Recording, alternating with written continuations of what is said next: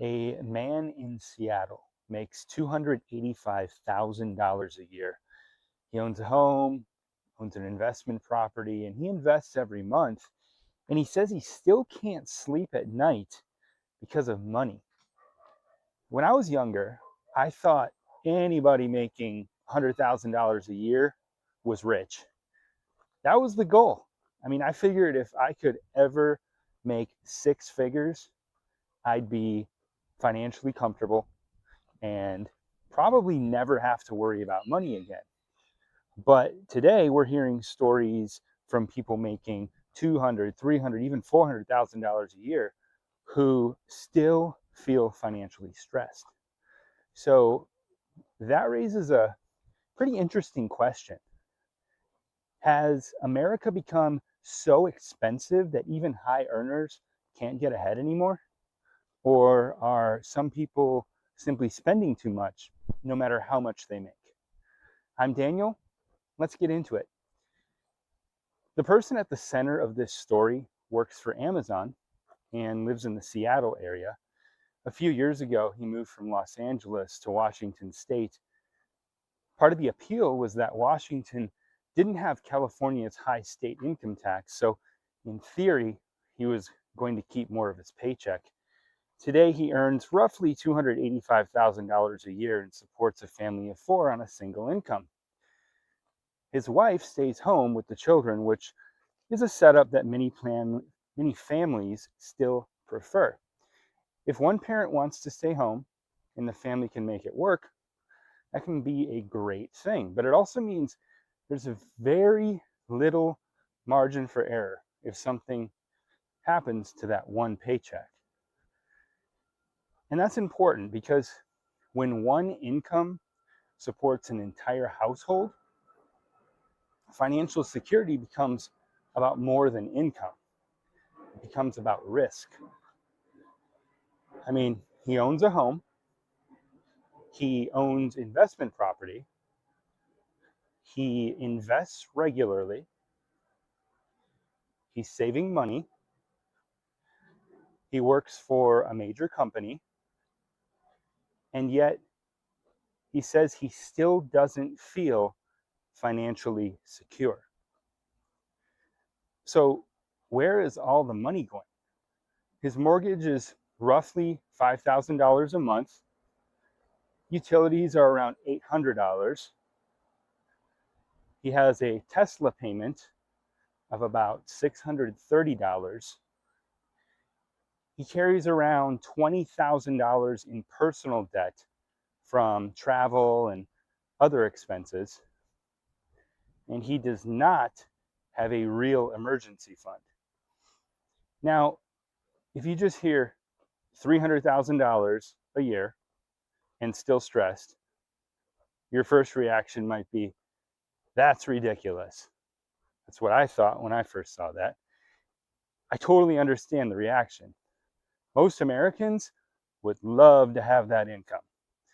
But when you start looking at the actual numbers, you can see how quickly a high income can get absorbed by a high cost of lifestyle.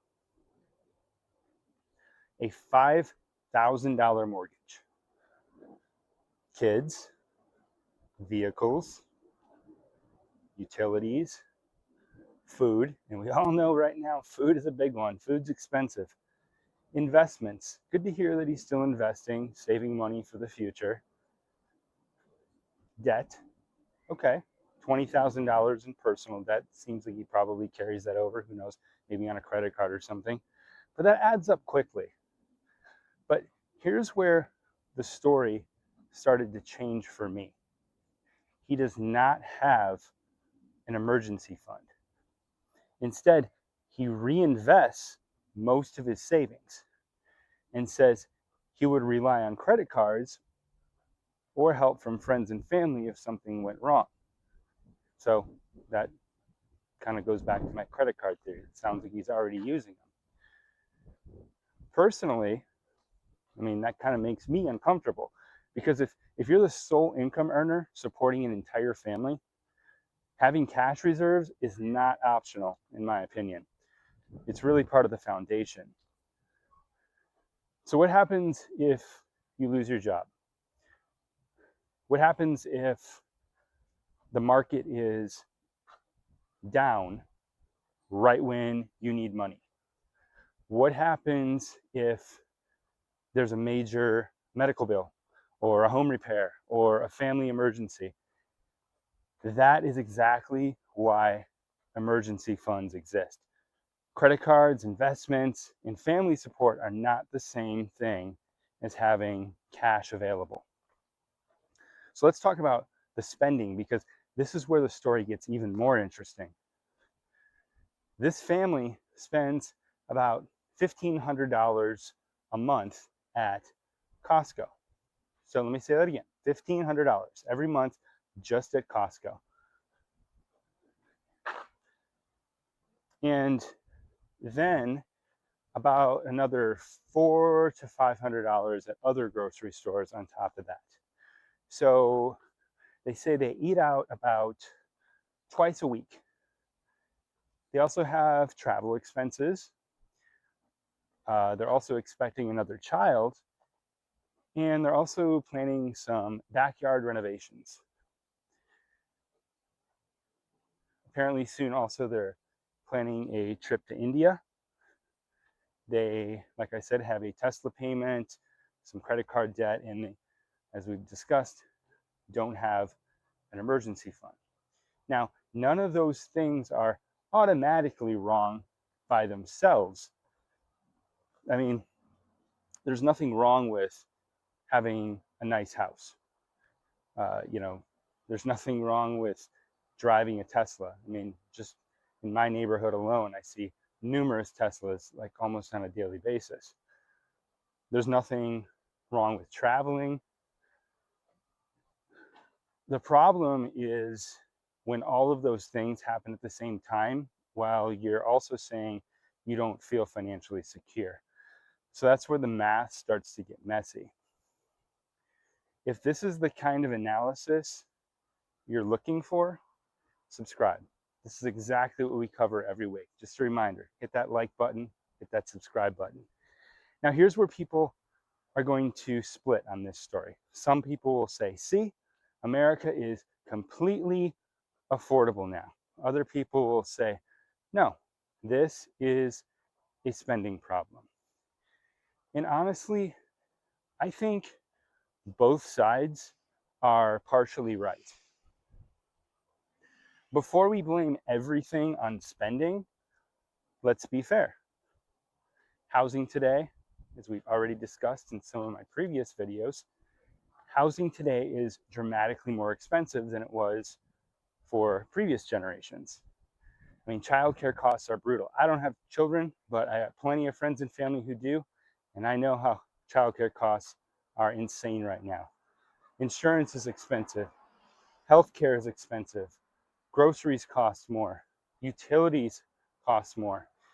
And in expensive metro areas, even a strong income does not stretch as far as people think. So yes, the economy deserves part of the blame, but that's really only half of the story. The other half is lifestyle inflation. And that's where this becomes much bigger than one family in Seattle. Have you ever gotten a raise, felt excited about it, and then 6 months later wondered where the money went? That's lifestyle inflation. It happens quietly. Literally myself, I just got a raise at work like 2 days ago. Now at first, maybe you upgrade one thing, then another, and then another, right? And then all of a sudden it's like, you know what, let's get a nicer car. Maybe for some, you know what, let's move into a bigger house, or maybe we'll rent a larger condo or apartment. More convenient spending, more travel. I mean, you get a little bit extra money, you're looking at maybe more home projects. And before long, the higher income doesn't create more breathing room. It just supports a more expensive version of your old life. That right there is the danger. The finish line keeps moving. And at first, It's just, if I could just, make $50,000, then it's, I guess if I could just make $100,000. And then it's, well, I guess, if I could just make $200,000. And once your lifestyle keeps expanding at every stage, it becomes very hard to feel like you've finally arrived. Before long, someone making nearly $300,000 a year is saying they need $400,000 or $450,000 to finally feel secure. The finish line does not exist. You keep moving it. And that is the most dangerous financial trap most people will never even notice they are in. So, what actually creates financial security? Is financial security having a high income? Or is it having investments? Or is it having a nice house? Or is it having flexibility, low debt, cash reserves? Options. Because those are not always the same thing. You can have a high income and still feel trapped. You can own a nice house and still feel anxious.